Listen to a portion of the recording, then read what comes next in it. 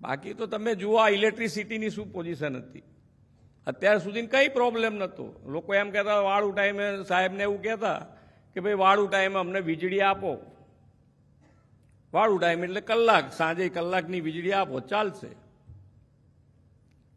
ને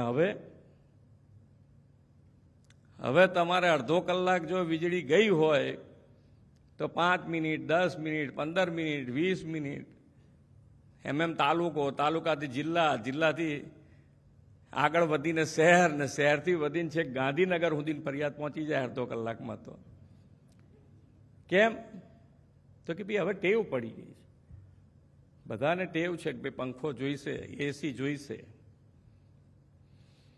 અને એ આપણે વ્યવસ્થા આપી છે તો એને પૂરી કરવાની, વ્યવસ્થિત ચલાવવાની જવાબદારી તરીકે આપણે કામ કરી રહ્યા છીએ.